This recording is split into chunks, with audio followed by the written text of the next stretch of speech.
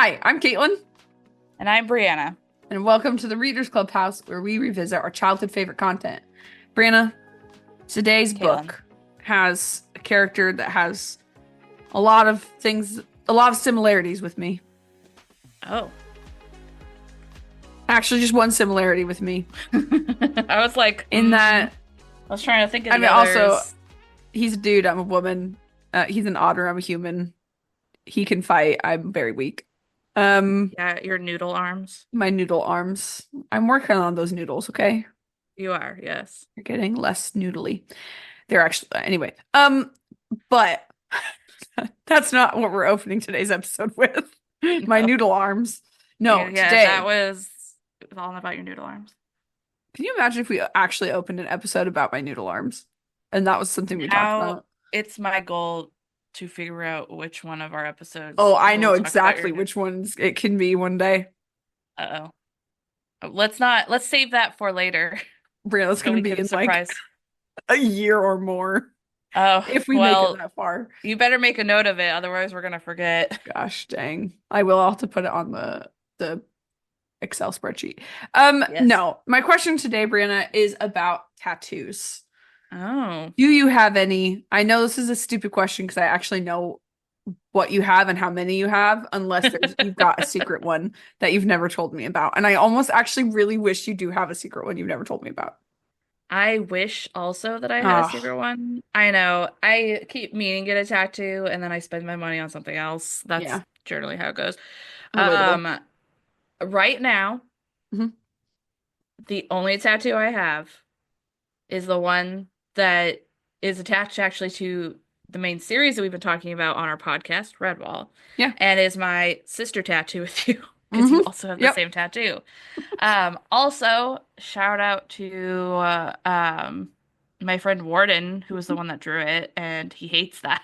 Yeah, he truly Yeah, does. he every time we point it out, he's like, "Why?" And it's from like Yep. earlier in his artist like I say career and everything and stuff. And it's earlier on in his like artist journey essentially. And so he's just like he feels like he could have done it better and all that kind of stuff. But I'm like, I Yeah. still love it.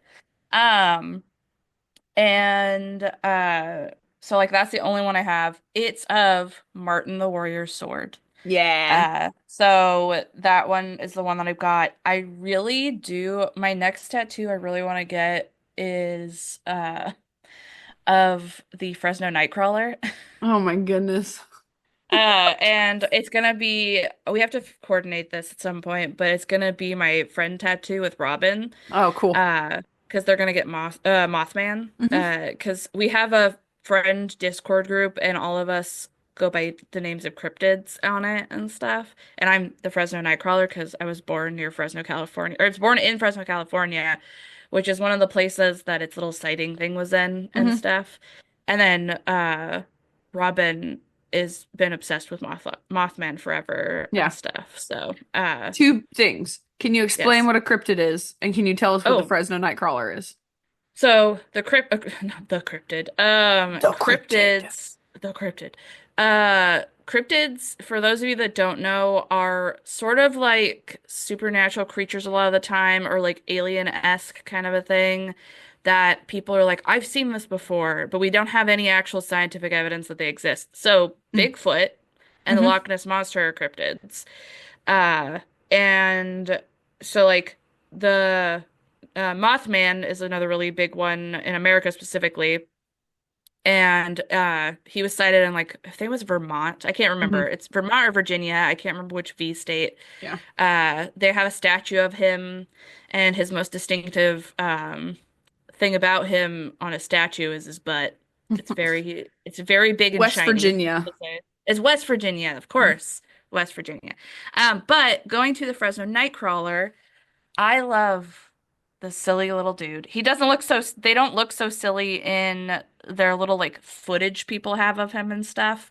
But basically, the original footage has this like white figure with these long legs, kind of like slowly crawling, like not crawling, but walking in this like forest area or whatever. And I don't know all of his little backstory, but my favorite thing about him, whenever I see things of him like that are like encrypted stuff and everything, like what's is it Sarah Scribbles?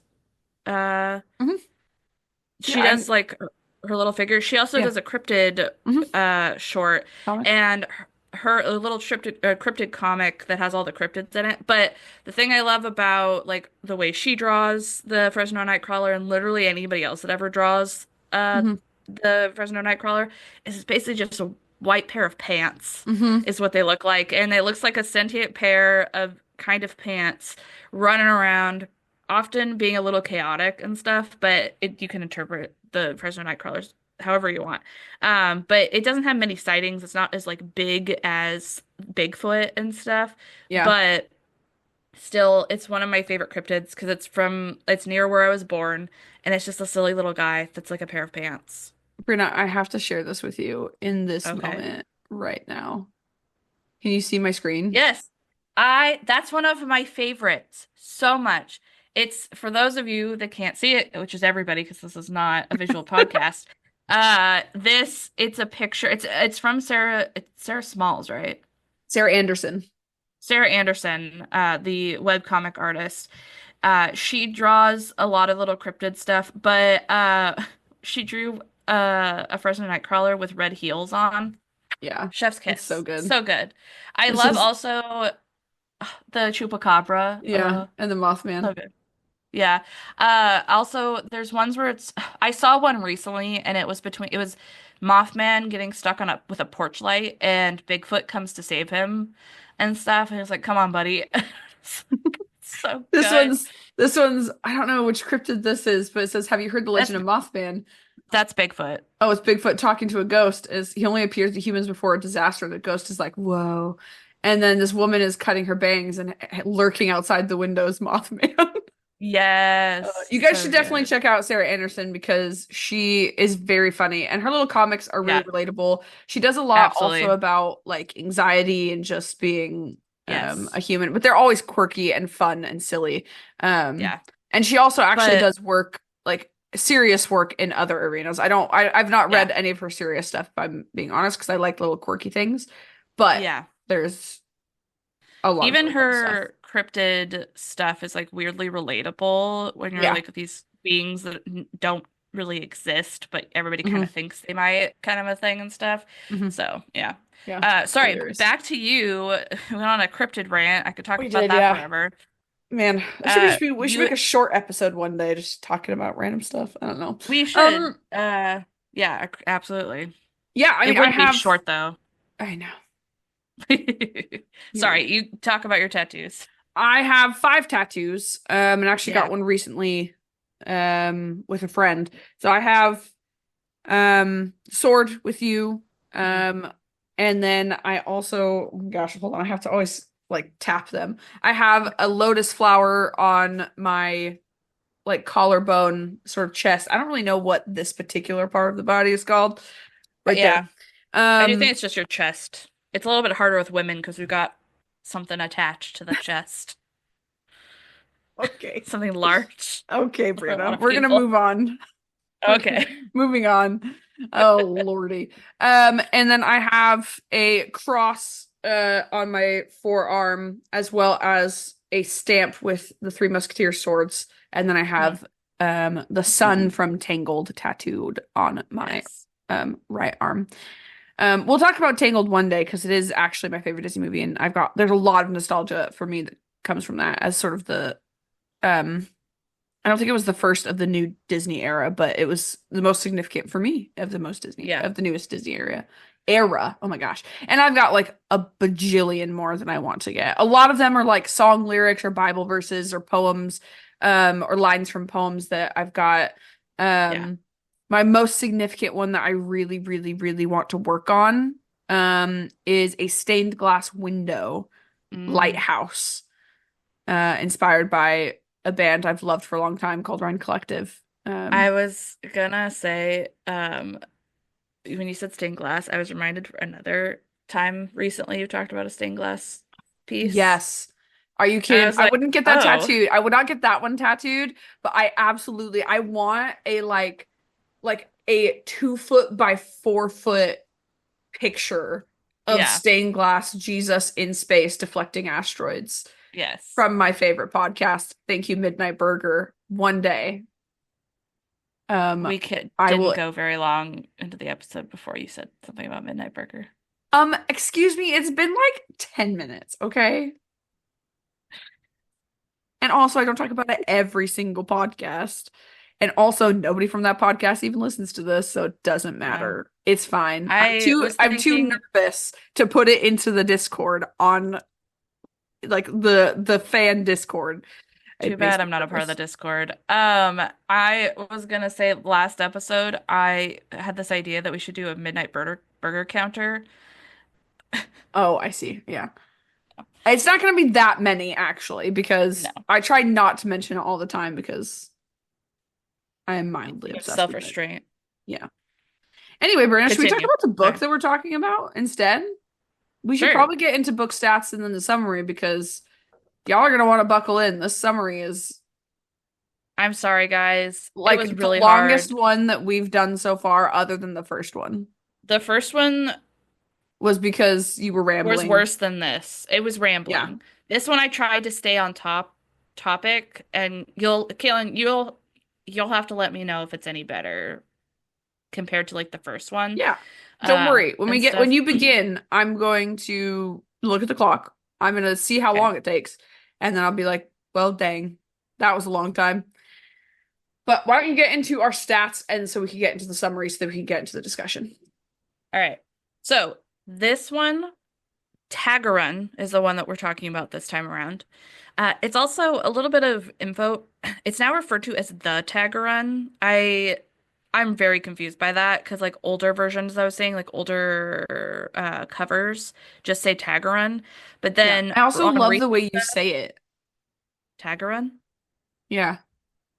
You don't pronounce the G. Taggerung, Tag. Well, how do you say it? Taggerung. Taggerung. Yeah, there you go. Whatever. I'm gonna say It's it the way crazy. that I say it. Yeah, do It's it. You do it. the way that it is. So Taggerung. Uh, it's recent iteration of it. Even on the wiki page, it's called the Taggerung, which I'm like, it just sounds dumb to me. But I guess why they did it and It's the stuff. I UK. just In the UK, it's the Taggerung. In the US, it's just oh Taggerung. oh okay, that makes sense. I missed that while I was writing stuff out and everything. Thank you for finding that. You're welcome. So I grew up with it being Taggerung. So whenever we refer to it, that's what we're gonna do. Uh, but yeah, so this book came out in 2001, and some of you, if you are coming from the previous episode, may realize there was a gap because at Mhm. this point, Brian was releasing a book a year more or less, and there's a gap between the one that's chronologically directly before this and then this one, and it's because if I remember correctly, this is the gap where he writes Legend of Luke and Lord Brocktree, Correct. and so that those are the two books that were between Marl Fox and Taggerun publication order wise. So that's why it's like it comes out in 2001 and the Marl Fox came out in like 1998 is what it was. So again, written by our friend Brian Rakes, Brian Jacques.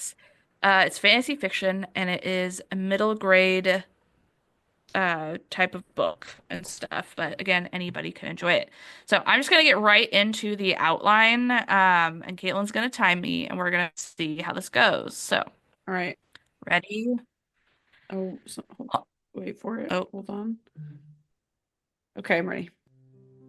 long seasons after the events of Marlfox, we follow a tribe of vermin called the Juskarath, who are led by their leader Sawney Wrath, the Ferret. It has been foretold that their long-awaited legendary warrior, the Taggerun, has been born. Taggerun is a special warrior of the Juskarath and is meant to lead them into great victory. Sawney listens to a seer who tells him where to find this babe, near Redwall Abbey. At her beloved abbey, a small family of otters welcomes a new family member, Dana. His father, Real Flag, sets out of the abbey with his young son to do a special otter tradition with him, getting his back wet for the first time. He leaves behind his wife, Philorn, and his daughter, Mira, who wait for their return. He finds his way to a stream, but soon after he has set his son into the water, he is fatally shot with an arrow. The Juskarath quickly snatch up the otter babe and send his father downriver where no one would find his body. For for a while, Sani wanted his legendary warrior, he was extremely cautious of the large red building and its denizens, for many a warlord had found their end there. Taking the babe back to the tribe, he renames him Zan Juskarath Taggerung and raises him as a son. At the abbey, Philorn and Mira mourn the disappearance and most likely loss of their loved ones, and time marches on. Some seasons later, we see the Taggerung older, though now he goes just by Tag.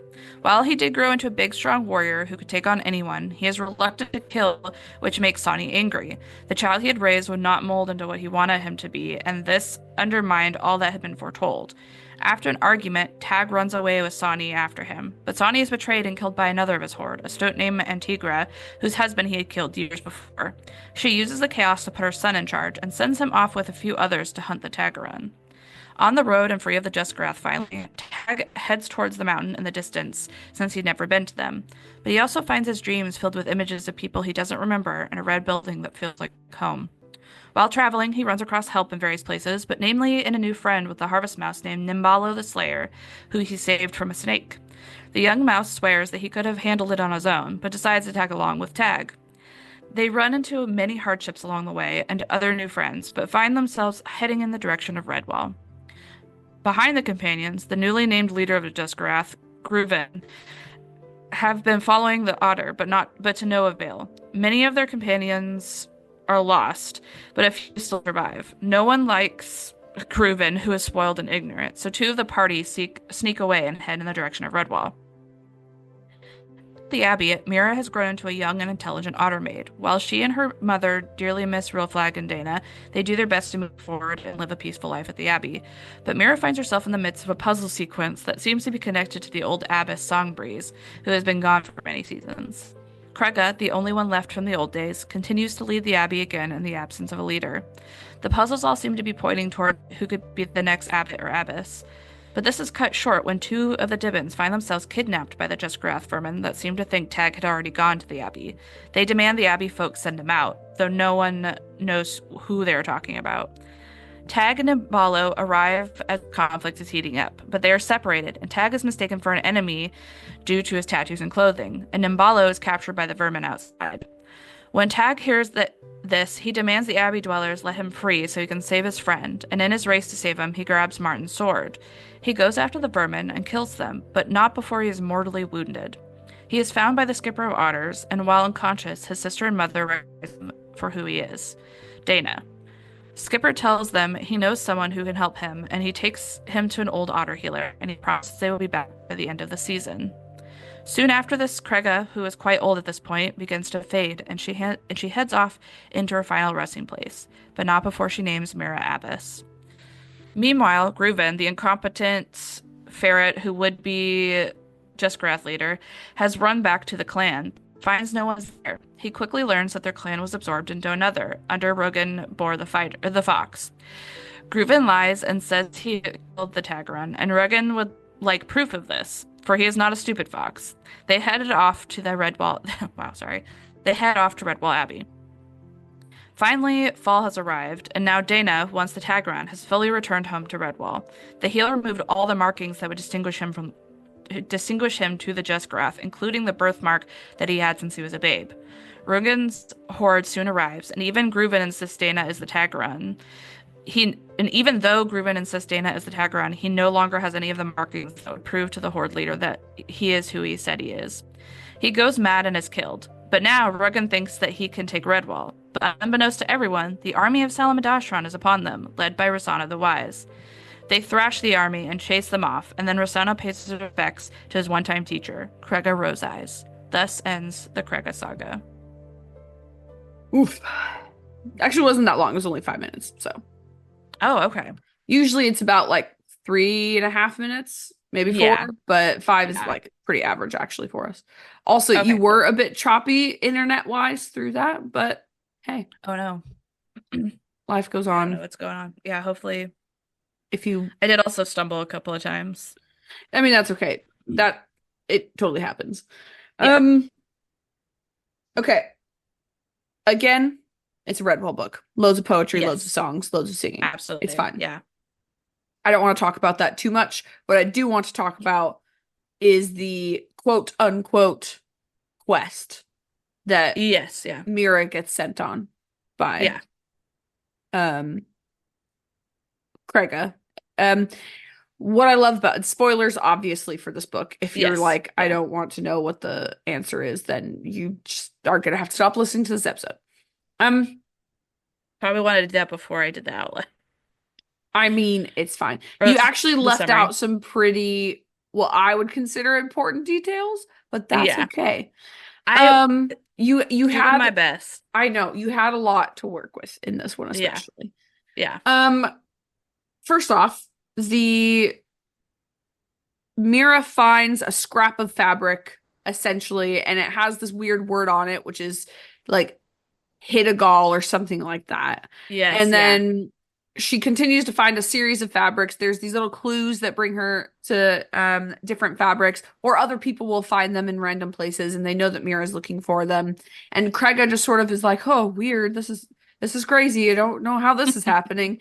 And is you find out She later. fully uses I'm old and blind. I Yep. couldn't have done this the whole time. 100% she does. And nobody assumes that she's doing anything because, of course, she's Nope. old and blind and she's very tired. And so she just sits and she'll sit on the stairs. And weird, there's suddenly one on the stairs. Huh, how'd that Yep. get there? And nobody picks up on it because there's a lot of assumptions about what old blind people are able to do. And Mm. there you go. Yeah. Um, but essentially, Craiga recognized from a very young age that Mira was capable of being a leader and was capable of not just being a leader, but becoming the abbess. And so what she did was she took Mira under her wing. They became really good friends, which this is Yeah. something I really loved, is that even though she was discipling Mira, if we're going to use that word, she was training her up to be the next leader, that Yeah. actually there was a friendship that was there. And that's something I really like about Craiga is even as she's the one that um sort of raised Mira, like helped raise Mira, but also um taught song, there Mm. was still a good friendship that developed over them. And I think that's something that I love about like having older people who are mentors. So I'm thinking of like our friends who were our youth pastors back in the day. Mm. That Yeah. obviously there was an authority difference between us. They were the leaders, we were the students, and our friendship with them had its roots in Yeah. our childhood, like in our middle and high school years. But through time and through us growing up, through our relationship changing because we became adults, that actually now they're just friends. And Mm. it's not that they're still not sort of mentors and they don't have any sort of, like wisdom to give us. They absolutely do. Yeah. But there is something that I find really beautiful in like the relationship that Craiga has with a lot of the younger creatures who are the main characters in these things, especially the ones that Yeah. become Abbas through this because it was Abbas Song and then Abbas Mira, but they yeah, there's just a friendship that develops between them, and I think that's really Yeah. cool that she goes from mentor and mother figure, even though Mira has a mom, but still sort Yeah. of like additional. It's more like grandmother figure actually. Let's be real, it's grandmother Yeah. more than it is Absolutely. mother. And I just think that's really beautiful. And also, It she's in her crone era, as you would say, yes. and Yeah. is very tricksy. And, she's the one placing the fabrics. She's just like, oh, Yeah. weird. I don't know how this got there. And I think that I love that as a plot point because if you're a grown up, you can catch that very quickly. I did not catch that when I was a kid. And I remember, No, yeah. well, I don't remember actually reading this for the first time, but I remember as a kid, like reading this and being like, you know, there's a quest, there's always a puzzle, there's always something to solve, and this is a Yeah. weird one. Um, so I really appreciated that. It sort of makes me think, as somebody who's worked in retail a Mhm. lot, the friends you make who are like older than you, like Yeah. you don't, sorry, just saying. You don't get this when you're like growing up in school because you're always like put largely with your age group and stuff. And Absolutely. yes, you can like make friends with your teachers, but it kind of is a little bit more similar to what you were talking about just now, uh, with like a youth pastor or something like that, and you Hmm. growing into a friendship with them and stuff. But in a work environment, when you don't have a similar scenario as that, you just make friends with these like a lot of time older folks. Sometimes you are the older folk Hmm. in this scenario and you make friends with somebody who's like 10, 20 years younger than you and stuff, and you like have very little like background similarities, but Yeah, something just clicks and you become friends and stuff. So it's yeah, always that's why like it is really beneficial to I don't know, be in places where you can be a part of multiple generations in absolutely. whatever form that takes and stuff, because there's benefits to having friends at different points in their life. Hmm. That's definitely benefited me in a lot of ways. Like most of my good friends are like at least 3 years younger than me. And so it's like kind of nice sometimes because like it a lot sometimes more energy than I have and Hmm. stuff. I'm not like old or anything like that Yeah, and everything. But then I've also had friends who are like 10 years younger than me and they've lived through more life and I'm like really grateful for the experiences, or they're just the honestly the way that it feels a lot of the time is like they're more adults than I am, and I'm yeah, like, "Hey," and it's because they have more experience and stuff. yeah. Like a good friend that we both know, Pam, Hmm. she's the adult. Like recently, I had some car troubles Hmm. and my car died in the middle of a four-way stop.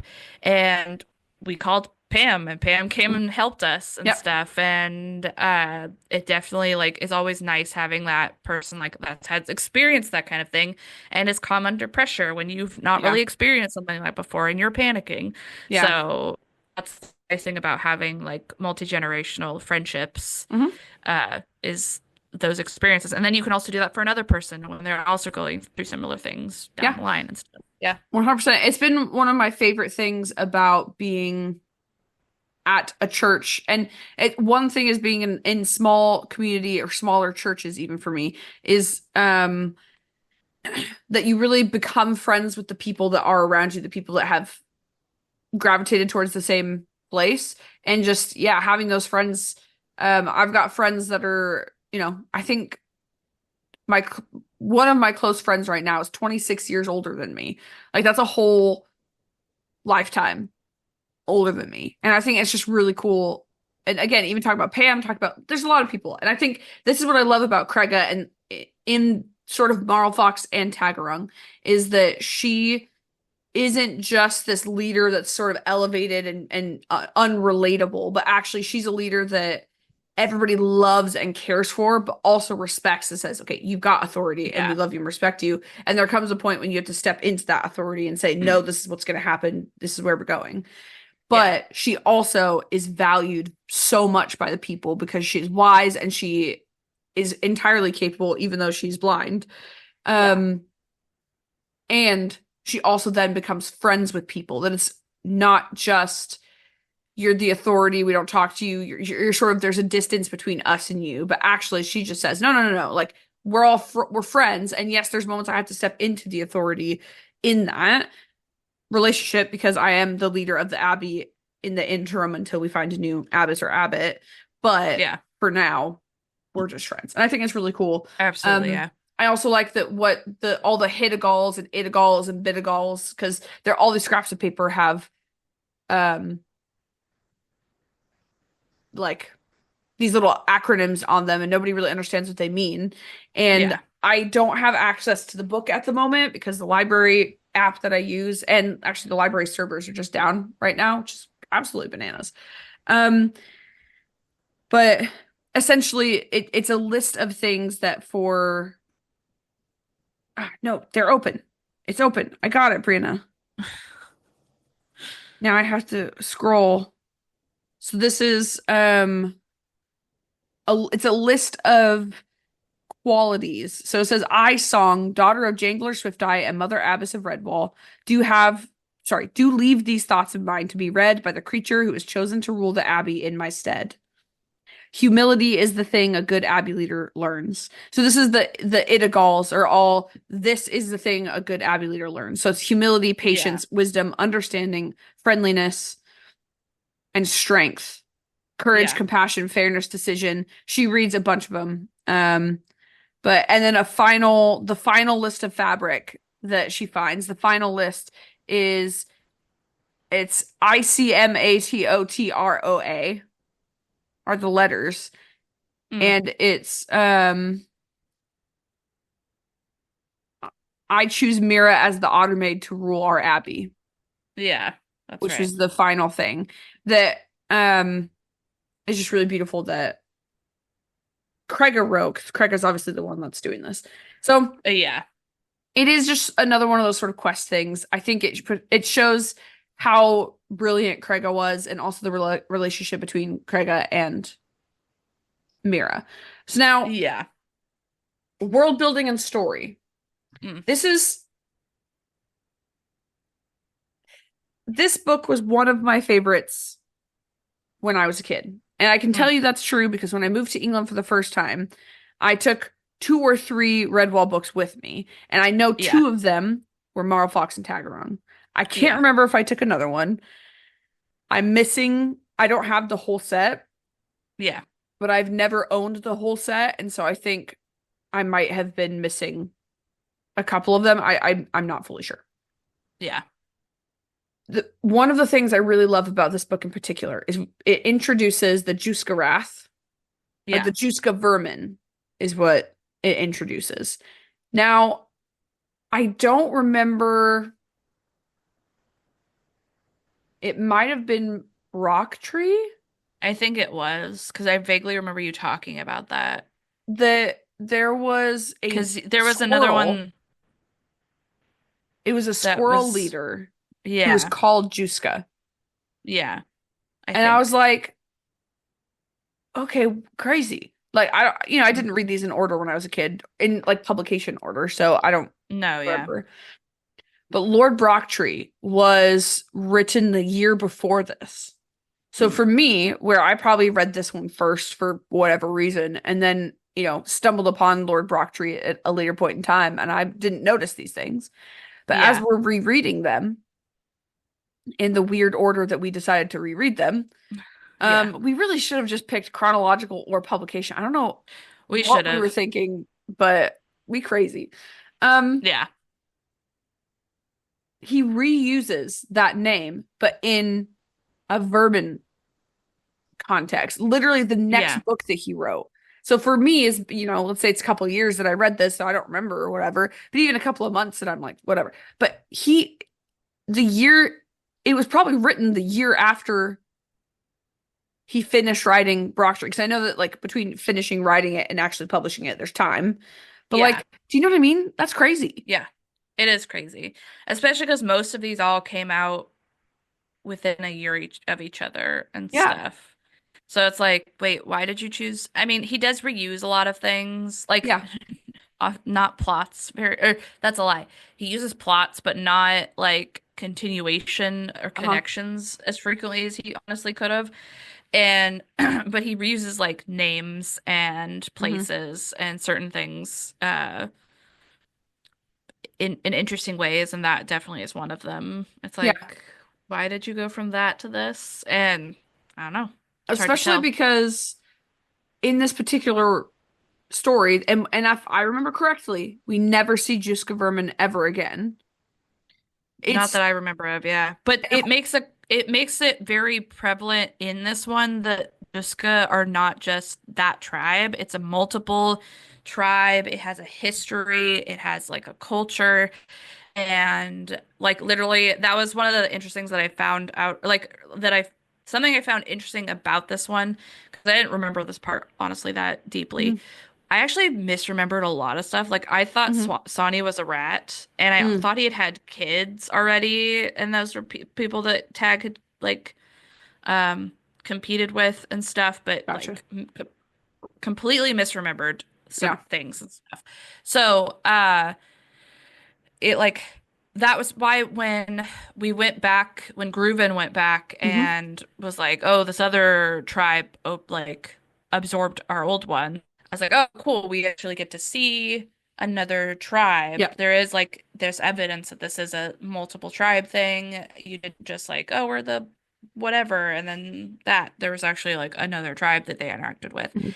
Um, and I thought that that was interesting. But again, one of those things that he introduces, and if we're proved wrong in the books come after this, we're proved wrong. But like, I don't remember ever seeing these things before, like again. And it's Yeah. like, it's one of those frustrations. It actually makes a little bit of sense when you learn how much time passes between this book and then the next book Hmm. and stuff. I guess it can make sense that like a whole people might have disappeared and stuff. But like at the same time, like, with how frequently it happens in the series, even between like maybe a short amount of time, I'm like, I Yeah. don't know. It's weird. Yeah. It is really weird. And especially because, like you said, they had a whole culture and almost civilization like built around this idea and identity of being Juska Vermin.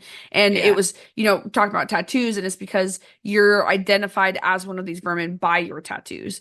And it's Yeah. again, it's one of those things that the whole land has heard of Juska, or not the whole land, but like because in Mossflower they hadn't heard of the Juska Vermin, but like down in the dunes and down in the area that like Tag They grew the up, yeah, they'd heard like of. they've heard of Redwall. Yes, and what they'd heard of Redwall was, of course, the classic history of Redwall that Vermin tried to overtake it and lost. And every Yeah. time Vermin Horde tries to overtake it, they lose. So Sonny made the right decision about not attacking Redwall because what happens in the end when they attack Redwall, he loses. Yeah. Um, so I just find that really fascinating. I find it a bit disappointing actually that like we never see it happen again. And I was looking at the stack of books that I have over here. Like they don't appear in Loam Hedge, Rackety Tam, Triss, Hyrule, Eulalia, because those are ones I remember really well. Not really well, but Okay. like I remember the story of those ones more than I remember Sable Queen, Doomwhite, and Rogue Crew. Because Yeah. I know for a fact I've read Doomwhite. I actually don't remember reading Sable Queen or the Rogue Crew, so I think that I read Doom White at one point, but I definitely never read the last two. I have a strong memory of a scene in Doomwhite because there's a bunch of crow imagery and like these emerald eyes Mm. and like a bunch of snakes in a cavern, I think is what happened. So anyway, that's besides the point. The point is it's Brian's like had this brilliant idea of this culture of vermin, this culture, this tribe that, and then just doesn't really follow through with it ever through the rest of the thing, Yeah. which, is fine. Um, It, what? uh, no, continue with what you're gonna say. I didn't have anything really to add to that. Okay, so one of the big landmark things of the last few books has been Krega. So starting Yes. in the Long Patrol, and we see her journey from the Long Patrol where she's this reckless young being probably like 30s if we're in human years. Like she's not Yeah. like a teenager. She's a grown adult and like well into her adulthood. Yes. But she's reckless, she's driven by her rage, she's has no control over her emotions, and it comes to the Yeah. detriment and affects other people and gets actually other people killed because of Yeah. her role as a leader. So we've seen her in Long Patrol. We saw her in Marl Fox, where she was more of an older woman, probably I would say 50s ish, Yeah. 50s 60s ish, and her rage has been tempered by age and time and vengeance being done against the rat that wronged her, so to Yeah. speak. He wasn't a rat. He was a ferret, wasn't he? No, he's a rat. Was he a rat? Yeah, the wave rat. I don't. Oh yeah, I'm pretty sure he was a rat. I guess so. Um, and then we see her wisdom growing, and we see her role as an Abbey leader and all those things. And so that was really cool. So in this one, we see her more in her like 80s, 90s, um, Or hundreds because or badgers hundreds. live ridiculously long. Yeah. And there's enough time between Marl Fox and Taggerung that nobody else is alive. That was my actually, I really liked the last couple of books. This Mhm. is one of my things. I was like, I liked the last couple of books because you got to see, like, we didn't talk about this in the last book, but there was still like some of the babies from Long Patrol Mhm. kicking around. It was one of the baby owls, and then one of the Dippins. I don't remember what his name was. But also you had Uh, Friar Buddy.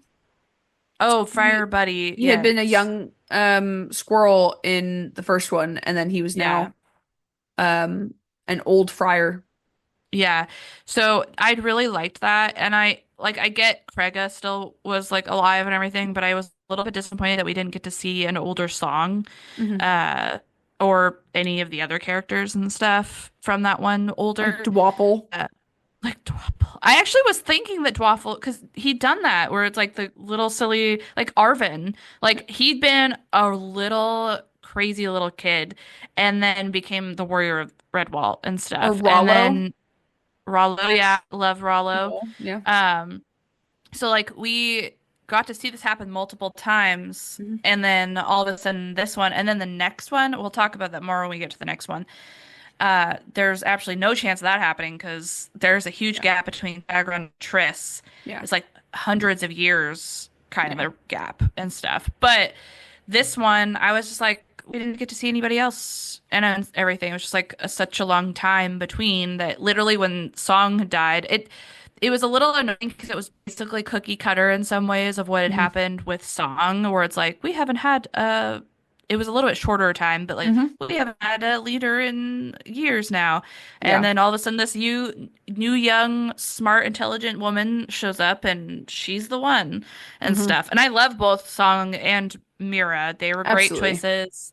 They're great characters, but it just was like I don't know why we did the same thing again, literally the next book after, with Yeah. specifically how they get an abbot and abbess again Mhm. and stuff. Especially because, and actually I have a thought on that, but especially Okay. because you had the previous abbot before Tansy, and then he comes back and Tabby's elected as abbess because she's capable, whatever.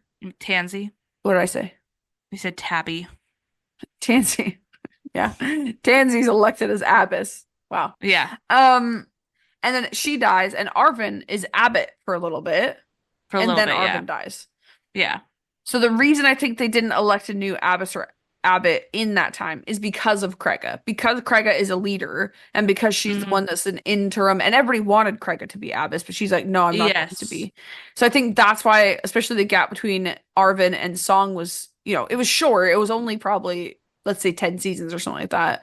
Yeah. Not even. It Maybe was even probably less than that. shorter. I Yeah, thought somebody said it had been 3 seasons since Arvin had died, maybe. but it's been a while Yeah. since I read the book, Yeah. honestly. Yeah. Even Same. within our reread that we've had, it's been Yeah. weeks. Yeah. Yep.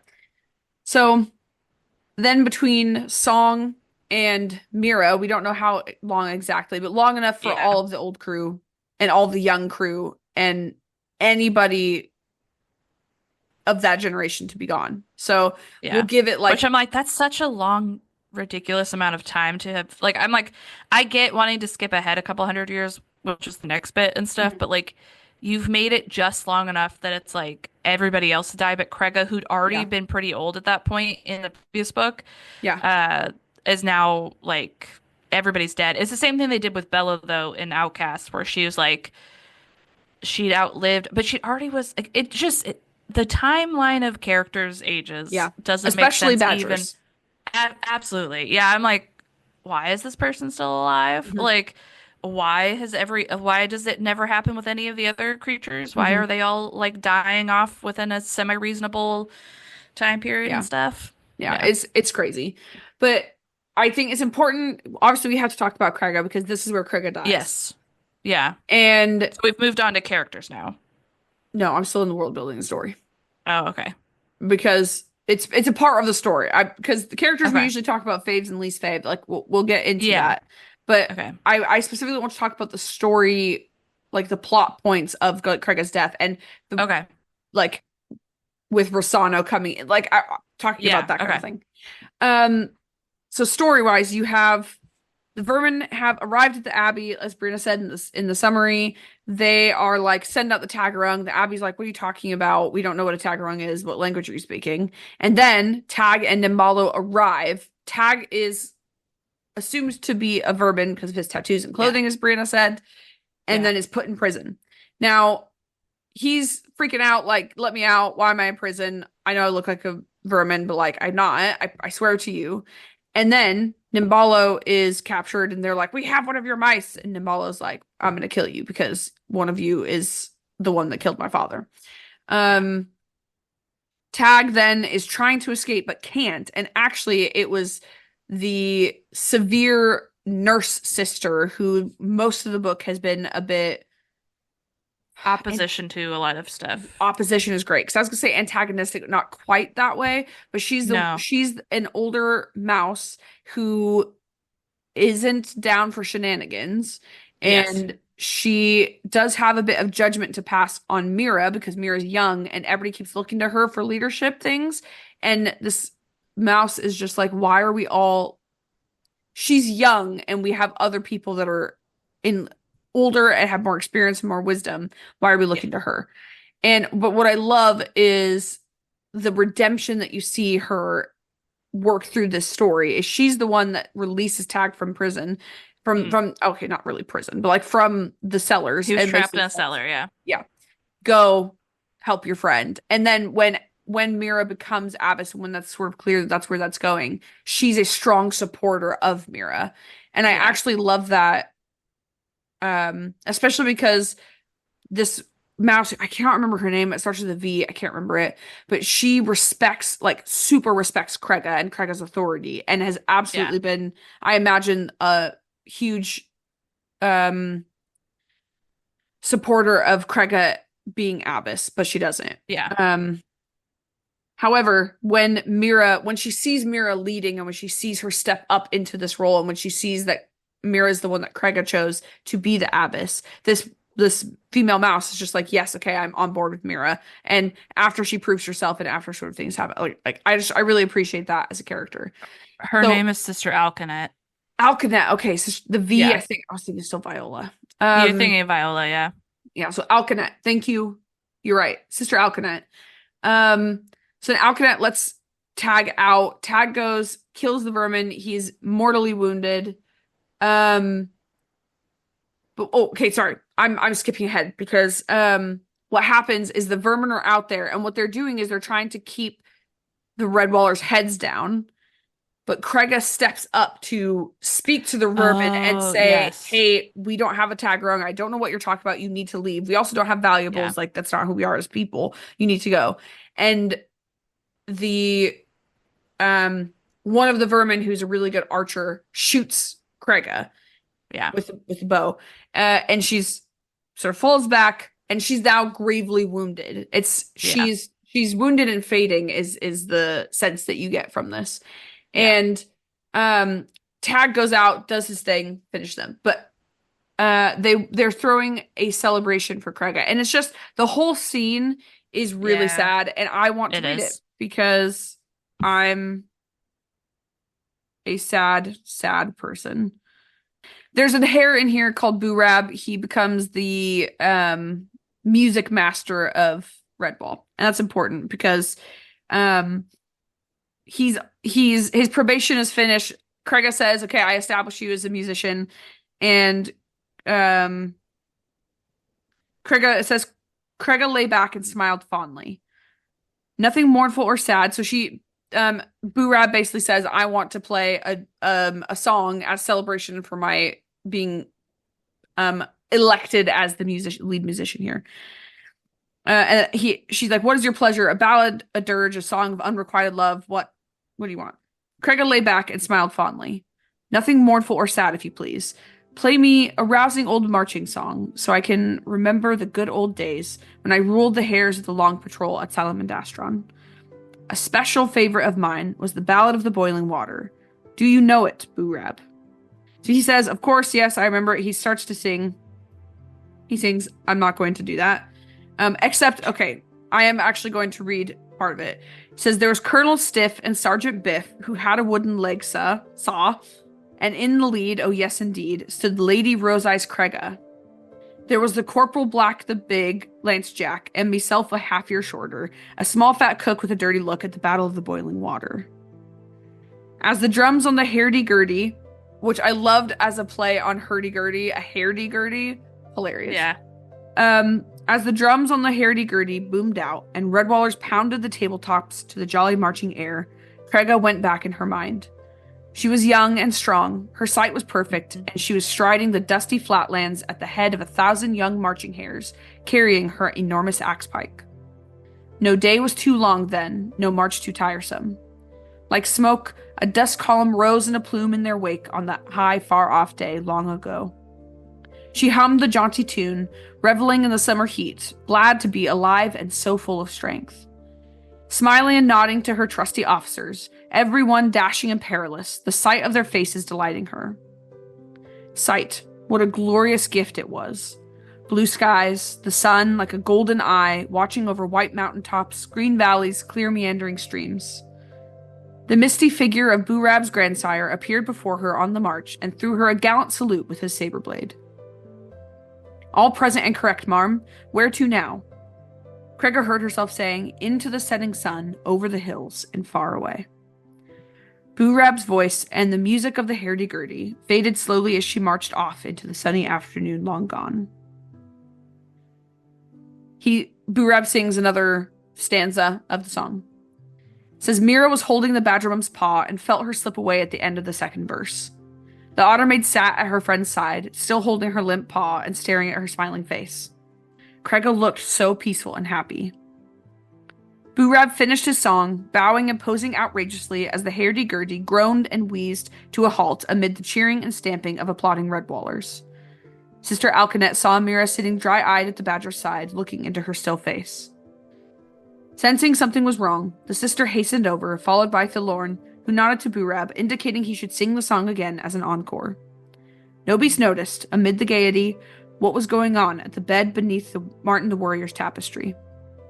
Alkanet leaned close to Mira and whispered, What is it? Has Cricket Badger Mum fallen asleep? Mira touched the sightless eyes, closing them for the last time. Aye, sister, our Badger Mum has finally gone to rest forever. A tear brimmed from Alkanet's eye. Mira wiped it away. Not now, sister. We'll weep later. Don't let them know Crega is gone. Carry on with the feast in her honor. That's what she would have wanted. Chin up now. Be brave. Sister Alkanet turned to Thilorn, and there was awe in her voice. Truly your daughter is the Mother Abbess of Redwall. And thus ends the Crega saga. I think it's a beautiful finale to her story that what started out really in rage and blood and fire and fury ended with her surrounded by people that loved her in a celebration with freedom and peace and joy and everything that is good. And I think it's just absolutely beautiful.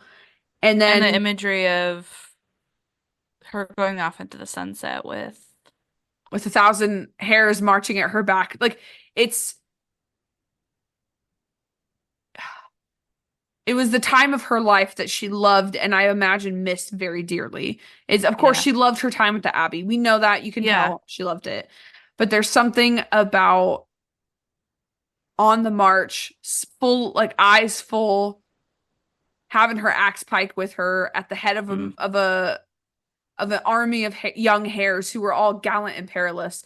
My one wish in that moment is actually that Major Peridot or Perigold, excuse me, not Peridot, Perigold, that he would have been the one that was there. That's the thing that I also like.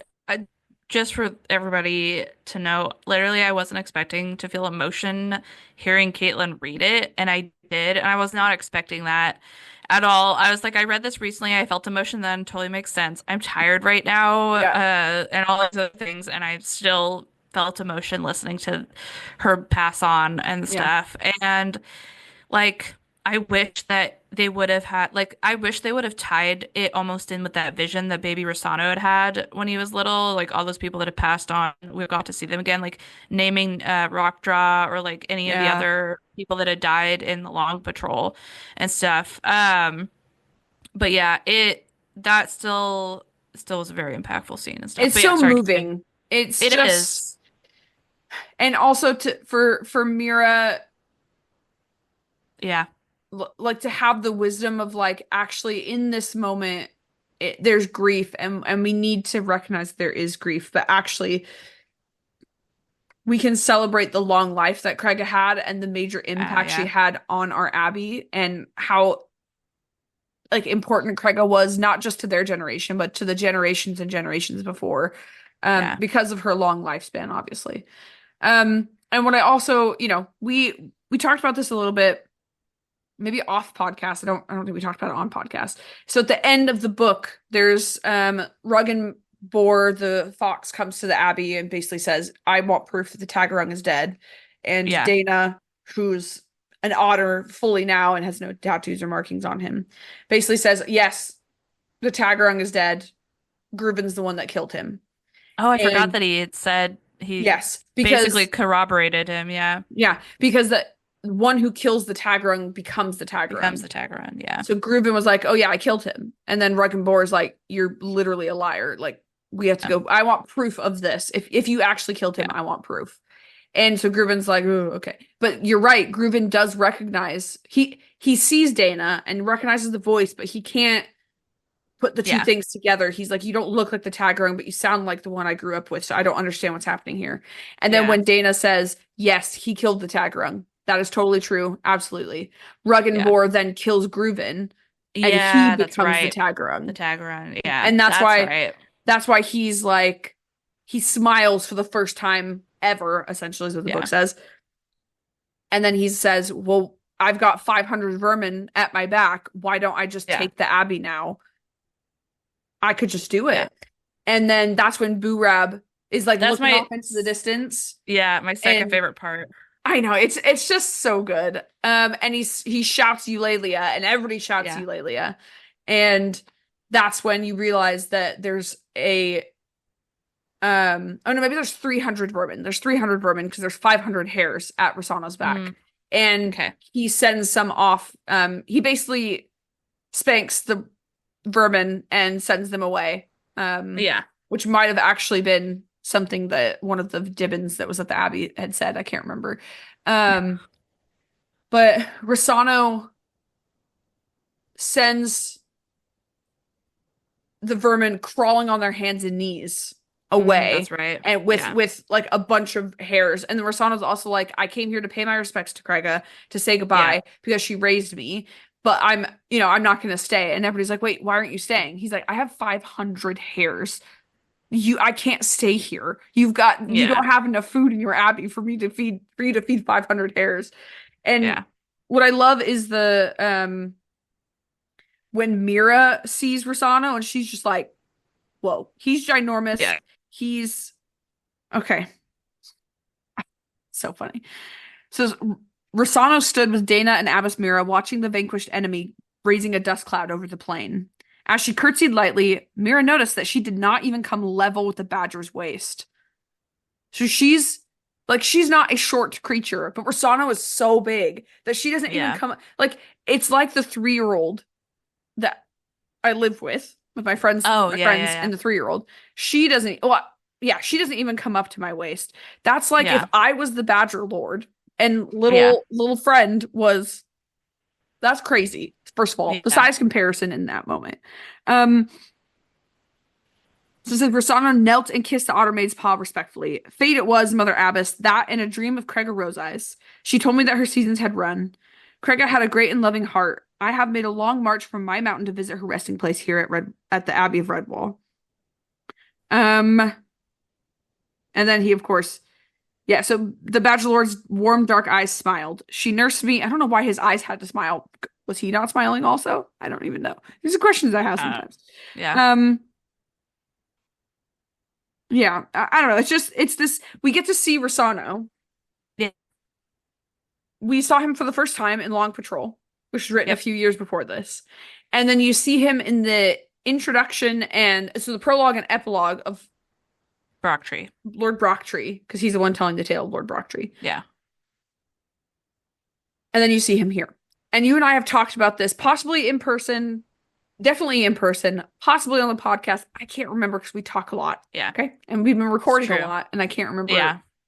everything we Yeah. said. When we said what? Yeah.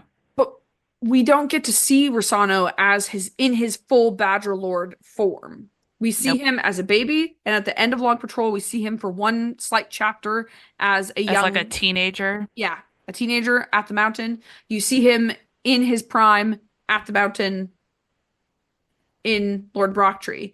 And also, so this is written after Lord Brocktree, Brianna. Yeah. Okay? Absolutely zero mention of his wife and children in Yes. Taggerung. Yeah.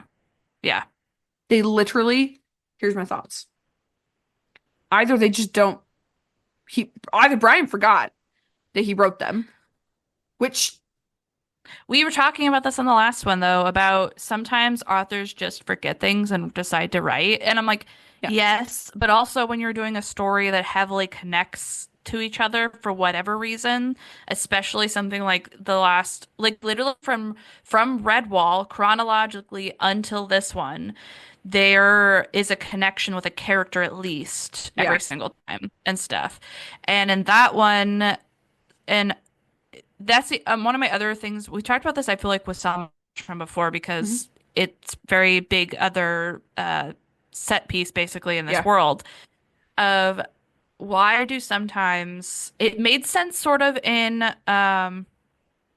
it made some sort of sense in Redwall because I don't think Brian had really fully thought about yeah, it then. absolutely.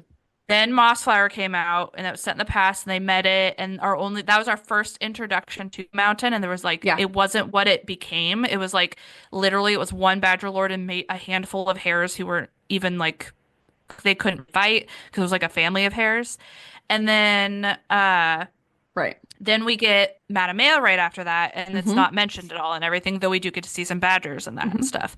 So up until that one, chronologically and publication order we didn't have the full scope of what Salmon Dashram was like, but at this point, when we get to Taggerun, and I even say this like when we get into the Craig Rose Eyes thing, especially because of that, why is there not consistent Long Patrol connections between Salamandastron Yeah, and Redwall? Because it makes that actually a thing sort of in Long Patrol, yep, because the group that Tamo joins mentions having been there yeah, before. But at no point during Marlfox do we mention the Hares visiting at any point yep, and stuff, or ever like make a mention like, oh, this isn't the season when they visit and stuff, yeah, or like, oh, we haven't heard from Rosano for a while or anything like that. Um, and then we do not get a glimpse of Rosano until in the chronological aspect of it yeah, until till Tag Run, and that was after Craig had died. yeah. Nobody else that was alive during his time is alive. The other thing that kind of gets me, this actually bothers me a little bit. Um, so one of the characters that part goes from Long Patrol to Tag Run, one of the characters that it was a baby in Long Patrol and is an old character in Marl Fox Hmm. was Nutwing, Yeah, one of the baby owls. And I'm like, I from the vibes you get from the birds a lot of the time, they don't live short lives. hmm, And the fact that Rossano and they don't the other thing that they don't do in this one is explain Rossano's age very well of like mm, he just looks like a badger in his prime is basically what they the vibe that he gives off in yeah, Taggerun. But at this point he's old. Like it's like yeah. he's probably where he's either where Krega was in Long Patrol or a little bit past that and stuff. So like in his 50s ish. But again, we can't time isn't measured in the same way and everything. I would But argue he's older than that because yeah. let's say Krega's 30 in the Long Patrol. He's Yeah. born in Long Patrol, so he's about Yeah. 30. Well, he's not born technically. He was But let's say that he was. yes. Let's Yes, say yeah. that he Let's say that he was. was. Yeah. Okay? Because He was also a the way that they baby. do seasons is different. Like It it's is, it's yeah. confusing.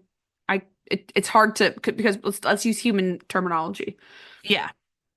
Let's say Craig is 30 and Yeah. he's a newborn. A newborn, yeah. Okay? We're just gonna assume he wasn't because he was able to speak one word. So he was probably more Yes. like 18 months.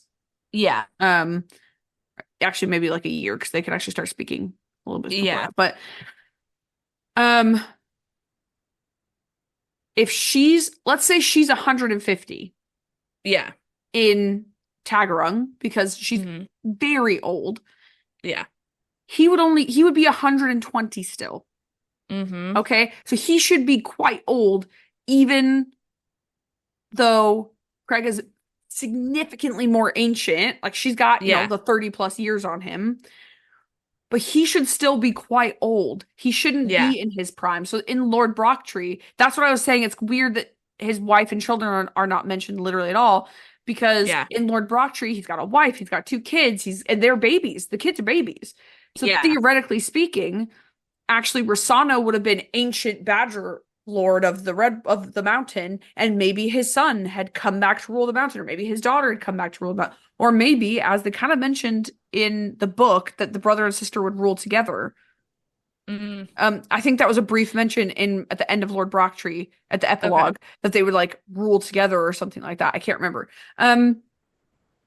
But yeah, no, he's just this like in his prime, sort of like I'm like he's more like in his 40s is what I get the Is sense the of, vibe he gives off. Yeah. and I'm like you if it's been 100 years, maybe more Yeah. since the Long Patrol, you Yeah. should be like you're not in your prime. You should still be quite old. So Yeah. it's just it's one of those things that timeline and age and it time doesn't work the same way in the Redwall series that it does in our world. And I think I just have to No. accept that. Although I Yeah. still with We'll complain about it as yes, we go through it. Yeah, yes. absolutely. Because and especially looking at things like Brandon Sanderson's novels and the way that he does world building and the way that it's so even like um Lord of the Rings. Like Mm, there's a lot of intricate details and things work and they have to work because you yeah. think about the timeline and you think about the stretch of things. Talking about timelines that don't make any sense. Star Wars. Okay, and you know what I'm saying Oh, here? yeah. I know But that I keep that's bringing that up.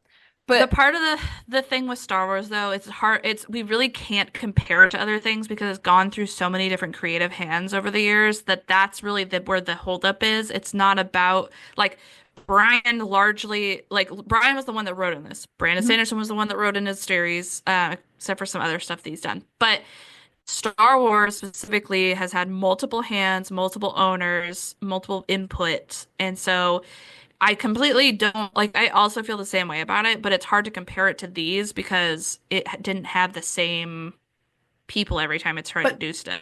this is what I'm trying to say is it makes sense for Star Wars to have a messed up timeline because you've got Yeah. different people trying to fit their puzzle piece into a puzzle that frankly wasn't complete from the beginning.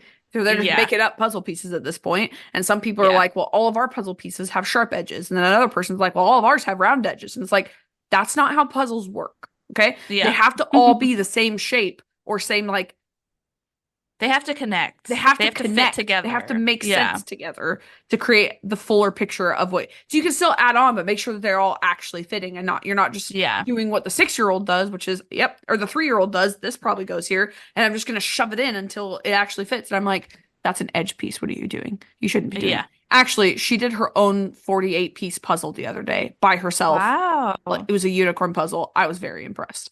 Her Unicorns are mom very said motivating. yeah, her mom said it took 40 minutes. And I was like, look, if that's 40 minutes where she's honed in, like focused, finishing the Mhm. puzzle, that's a great time. Anyway, Yeah. that's completely besides the point. The thing that gets me is that Brian is the one that wrote all of these books. So it makes sense Yeah. for Stars to have a messed up timeline because it's written by a bunch of different people. It's a whole bunch of thoughts, different brains, different viewpoints, different perspectives, everything. Brian's one dude with Yeah. editors. You know what I mean? He's Yeah. not just like self-publishing this on Amazon and selling No, it for yeah. $1.99. This was a best-selling series that had editors and a publishing house and all of those things. And the timeline makes no sense. It's bananas. Yeah. Actually, not to bring up Midnight Burger again, Oh, but I was listening to their sort of behind the scenes series that they do for each season. And the most recent episode. Um, oh no, I wasn't. Hold on. I was listening to one of the things that they do. Okay. And there was a question that was put out around how do you remember the things that you wrote? Like, Mm, does your partner, who is his girlfriend, who is also the producer of the show, does she have to like tell you about things that happen?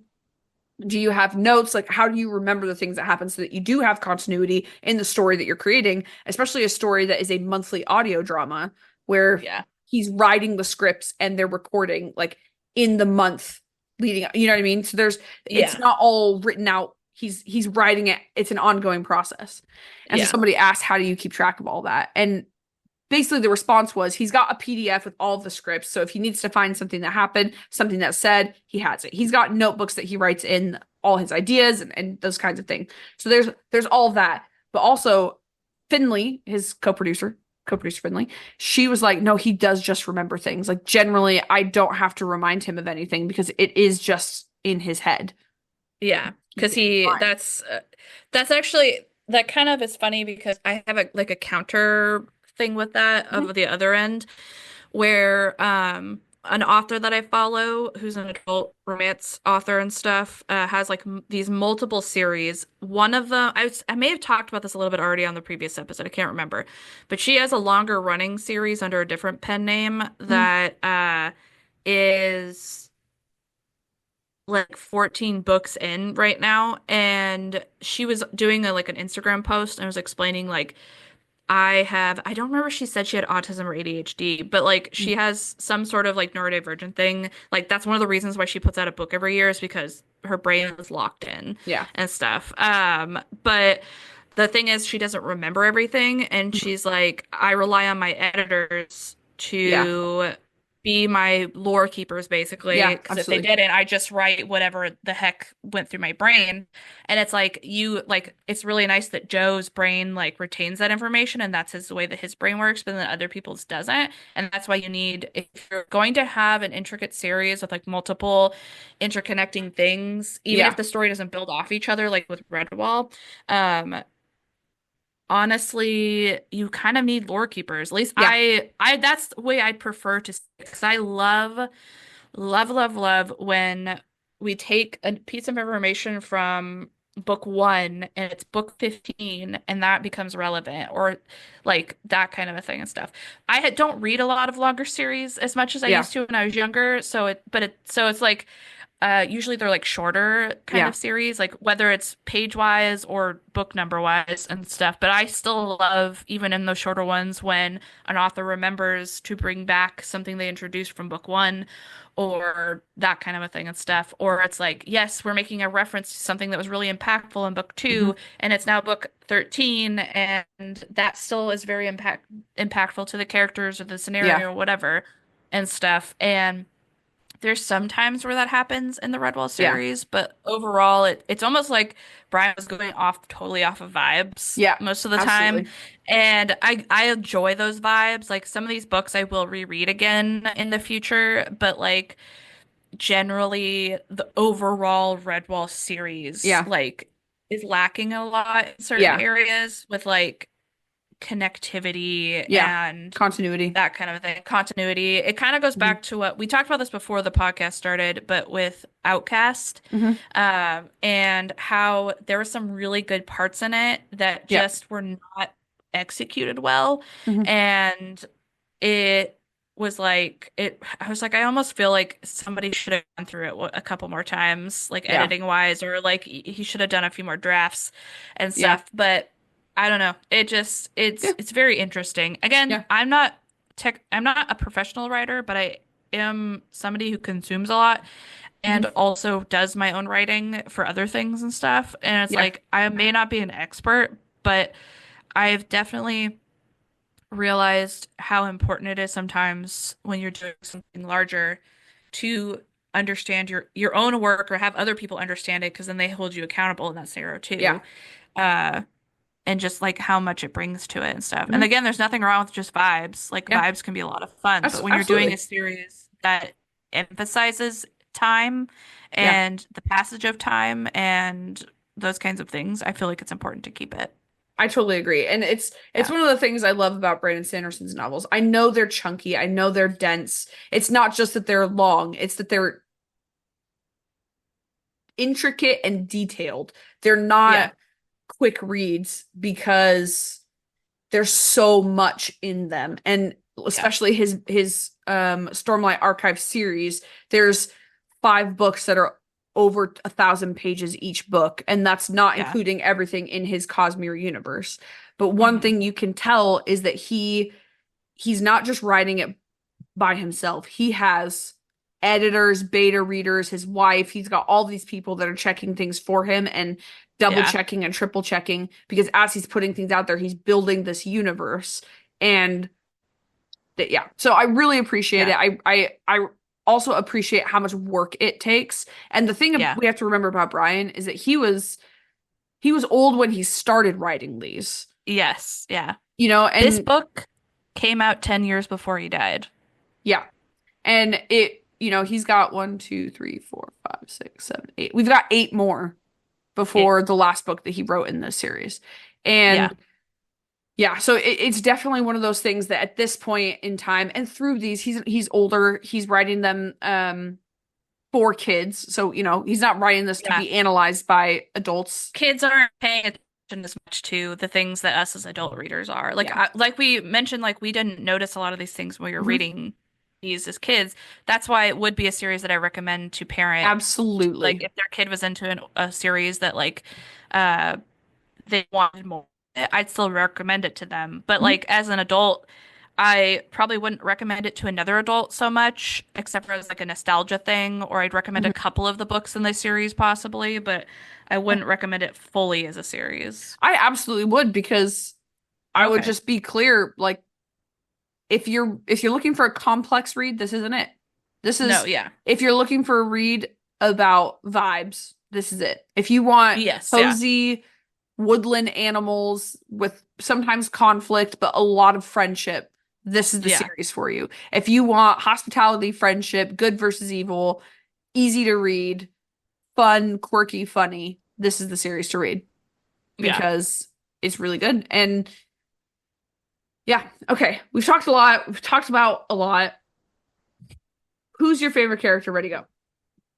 Ooh. Would you like me to go Oh, first? Nimbalo. Oh, okay, you No, go first. it's There you go. Nimbalo. Sorry. Okay. We didn't haven't really talked about him, Hmm. honestly, because there's just a Yeah. lot of other stuff. Nimbalo's great. Hmm. Without spending too much time, just to go a little bit over his whole vibe. Nimbalo is little and angry. That's Hmm. like his whole vibe. You don't find this out right away, but you find out that he was abused by his father Hmm. growing up. His mom had left at some point. He doesn't even remember her, but he ran away from his dad because he just didn't want, like, he's just like, this is terrible. I don't want to be feel helpless anymore. That was a really big part of his whole Hmm. story. And at some point after he meets Tag, they find the place, his little farm that his dad was running and everything.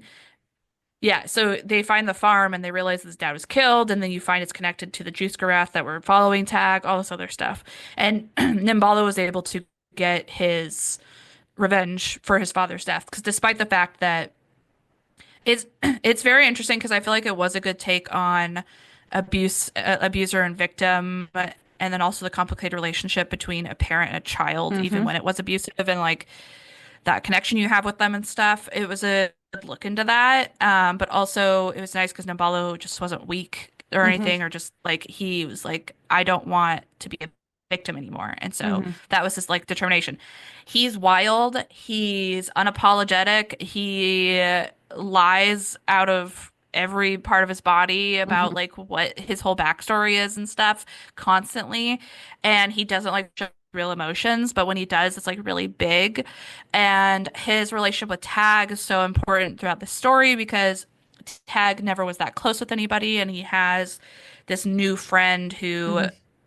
he just really connects with and everything Hmm. like that. And it's just wild because also Nimbalo is a harvest mouse that was raised by another harvest mouse, and then Tag is an otter who was raised by vermin to be this like killer and everything. But like Tag is actually a lot calmer than Hmm. Nimbalo is. And so yeah, I just really like Nimbalo. I really, again, kind of the continuation thing. I wish like he gotten more screen time even. It's Hmm. like it's not even that. Like I wish we would have gotten like a line of Dembalo, like we gotten his kids or something like that. Because I would have loved the little like just wild energy that he has um going forward and stuff. So I Yeah. loved Dembalo. Wish there would have been more of him. Yeah, I agree. I really liked Nimbalo. It does make sense that he didn't have any children though, because he was really against family and tribe and Oh, group. that's true. So, Yeah, it took him a lot to even be okay with being at Redwall mhm. and Yeah. stuff. Yeah. So I'm not surprised that he never Valid, had absolutely. kids. Mine, I have two. So Mm, is Tag, of course. I just of of course. all of the main characters, Tag has Dana Tag, whatever it is, has always been my favorite. That is Yeah.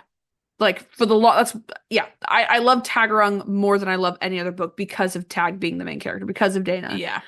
Um, I love the idea of a character growing up in a violent environment that it is assumed, and in fact you are trained to become equally as violent as the people that are raising you, but you choose differently and you say no, I'm not going to do that. Now granted, of course, again, in Brian Jake's lack of nuance, there's the vermin versus um woodlanders essentially. And so you've Yeah.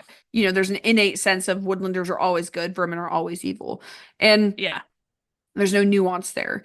However, I think if you take an adult mindset, look at it through adult lens, Mm, with people who grow up in violent situations, people who grow up in gangs or in poverty or in the situations, that it is assumed that it is going to be a repeated cycle, regardless yeah. of whether or not you're from that community or whatever. It's just you're probably going to repeat the problems. It is always impressive to me the people that say, I this is what I grew up in, but I'm choosing not to um I'm choosing to Partake in break the that. generational Mm, curses yeah. that have bound me and my family. And I think it is so powerful and so difficult to do that, that I have a deep respect for anybody who's able to do that, because it's not easy and often gets you into conflict with the people that you grew up in, because Yeah. it's not comfortable and you often have to set harder boundaries and do things that aren't pleasing for other people. So I really Yeah. respect that. And that is kind of Tag's thing. Again, there's a difference between him being a captured creature raised, there's differences here. Yeah. I also love um how do I love when there's an incredibly strong character that could just snap a person's neck, but who chooses to use their strength in other ways. That it's not about they're using their strength not as a weapon of like violence and aggression, but using their strength as a tool of protection. I think that's really, really Hmm. cool. And Tag is always about that. So when they meet the shrews in the mountain, um, there's that he fights a creature. He uses his strength to protect rather than using his strength to fight the shrews. And I just think Yeah. that's really powerful. However, there does come a point when he says, I have to kill these vermin that are following me, because if I don't, they're going to hurt the people of this abbey and they're going to hurt somebody that I love, because Nimbalo's captured at that point. And so I love that. Also, he has tattoos. He's got gold earrings. Granted, they all of those things go away at the end of the book. So he doesn't have tattoos or gold earrings anymore by the time the book ends.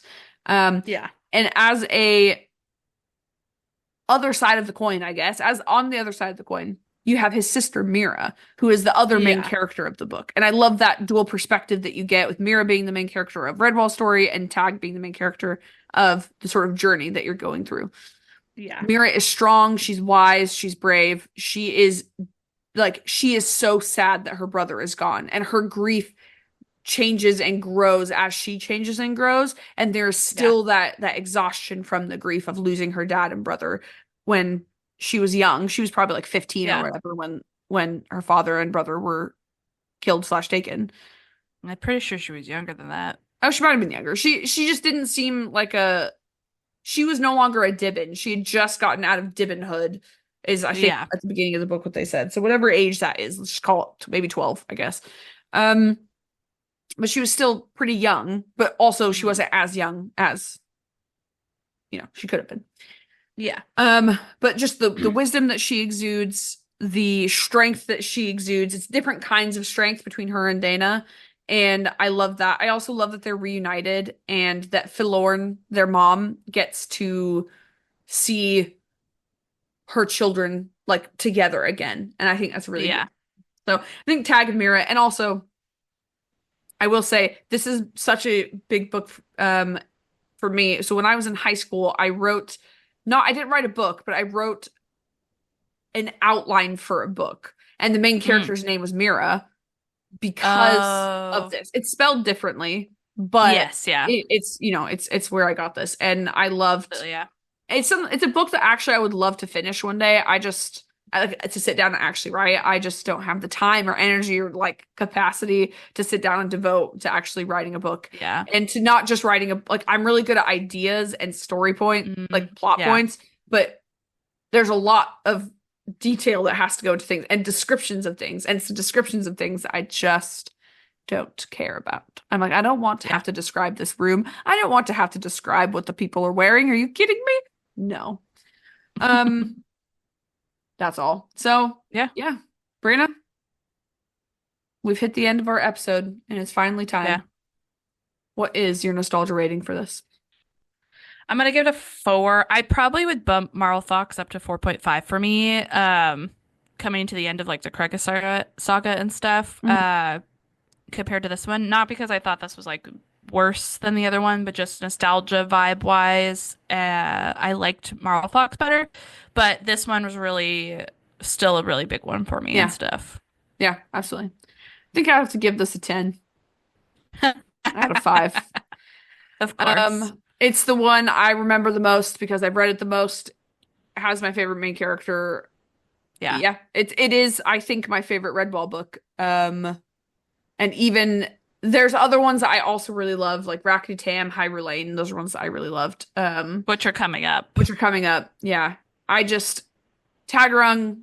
It holds a special place in my heart. I don't know if it's the best out of all of them. I don't know if I Yeah. could say there is maybe a best out of all of them.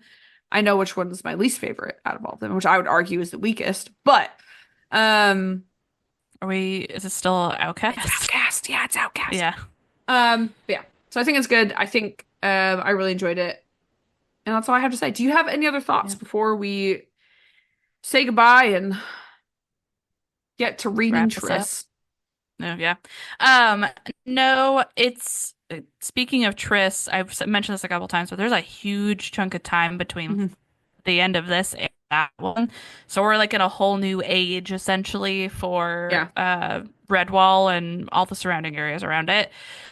So very interested to get into all of that and see kind of how the story goes on because like I remember parts of the different ones individually, but Yeah. I don't remember how they're tied into the wider Redwall world Yeah. as much, honestly, and stuff. Yeah. So I'm very interested to see those connections in the Me light of an too. adult and a more recent reading of them. Yeah.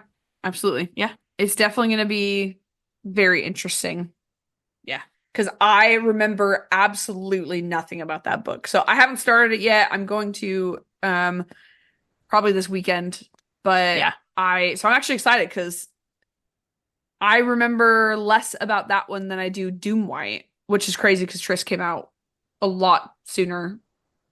Like, Yeah, not sooner is not the right word, but like it came out in 2002 and Doom White came out in 2008. So it was 6 years. difference. But Yeah. it's the one, Doom White is the last one that I actually remember stuff But about. you were that one, if you think about it, when it came out and everything, that was closer to you being like older, and the same Oh, thing with yeah. me and stuff. But at that point in I was like in what was it? I was by the time the last book came out, I was graduating high school Hmm. and everything. Yep. And I had fallen out of reading the books, even though I was obsessed with them for most of my like middle school, going into my high school years. I'd reread them a couple of times, but over the last decade, since out of being out of high school, decade and some extra, um, I had not reread them at all. Hmm. So like I reread them a lot when I was younger, Hmm. but not literally as an adult really at all. So Yeah. And for me, yeah. what I did, I think in 2022, I started rereading them because I needed audiobooks. And so I started just doing the audiobooks. Yeah. And that's what sort of triggered. I mean, that's one of the things that triggered us starting the podcast, actually, was that I'd Yes, started yeah. that and we'd had a lot of conversations. You and also your reread of Tortall. Yeah, yeah. Because, yeah, I mean, I think I talked about this in our very first introduction episode. My reintroduction to reading was I started rereading my old favorites because their comfort. I knew what was going to happen. There was no surprises. There was no angst or well, okay, there's angst, okay, especially in the You love Tortall. angst. Yeah. Yeah. I mean, the books I just finished had loads of angst in them, so You were trying to get me to reread, or to not reread, try to read the one of the other Raven ones. Scholar. And you were explaining it to me. I'm like, Kaytlyn, what makes you think? So good, okay? I'm Look, sure that it I don't. is, but it sounds like an emotional roller coaster. We've made the commitment that we're going to talk about books 10 years or older for us, or at least that we read at least 10 years, or we started reading 10 years ago or more. Yeah. I can't actually talk about that book, but yeah, so good. Anyway, all right, y'all. All right. Thank you guys so much for listening to this episode of Readers Clubhouse. If you like this discussion and you want to hear more, you can find us on YouTube and Spotify every other Friday. Check out our episode description for our socials and join us in the clubhouse next time as we discuss. Are we going straight into Triss? Hold on. I need to actually going look straight up. into Triss. No, we're not. That's we're not true. No, it's guest episode. Our guest episode with a series that the 3-year-old that I live with would absolutely love. It's called Into the Land of the Unicorns by Bruce Coville. Yep. I'm excited. I read 3 chapters and then realized I'm 25% of the way through. So the first book is so short. It's crazy. I'm very excited about it, actually. I started rereading it and had this just intense flashback of reading it because that first chapter, memories. I'm excited to talk about it. I'm excited to experience it. We have a guest, which is very exciting. And then, because by the time this is coming out, this episode is the last episode of July, Brianna. Isn't that insane? Oh, seriously? Yes. That's funny. Granted, we only do 2 episodes a month, but yeah. It's wild. Wow. So join us in the clubhouse next time as we discuss Into the Land of the Unicorns and the rest of the Unicorn series by Bruce Coville. Bye! Bye.